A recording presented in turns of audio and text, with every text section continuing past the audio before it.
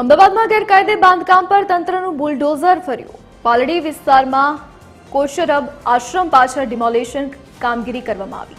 મુસ્તફા માણેકચંદના ગેરકાયદે બંગલાને તોડી પાડવામાં આવ્યો। નૂતન સર્વોદય સોસાયટીમાં આવેલ બંગલાને તોડી પાડવામાં આવ્યો। પોલીસના ચુસ્ત બંદોબસ્ત વચ્ચે કાર્યવાહી કરવામાં આવી। અગાઉ આ વિસ્તારમાં અશાંત ધારા મુદ્દે વિવાદ થયો હતો। અમદાવાદમાં છેલ્લા ઘણા સમયથી ગેરકાયદેસર રીતે બાંધકામ કરતા હોય તેના પર તવાઈ જોવા મળી રહી છે।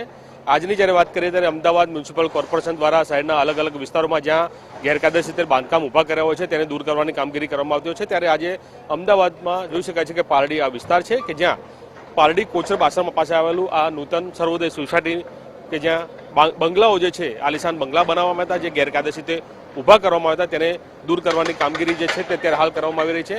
અમદાવાદ મ્યુનિસિપલ કોર્પોરેશનના ઉચ્ચ અધિકારીઓ કર્મચારીઓ જે છે તે અત્યારે હાલ ઘટના સ્થળ પર છે અને કોઈપણ પ્રકારનો અનિચ્છનીય બનાવ ન બને તે માટે પોલીસ તંત્ર જે છે તે પણ અહીં જોવા મળી રહ્યું છે।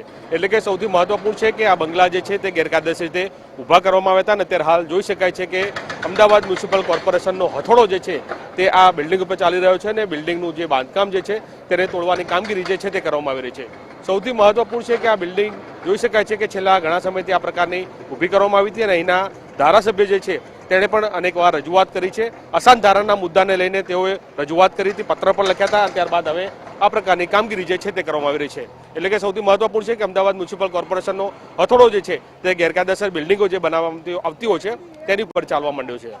કેમેરામેન ધર્મેન્દ્રસિંહ સોલંકી સાથે અભિષેક સિંહ વાઘેલા, TV13 ગુજરાતી, અમદાવાદ।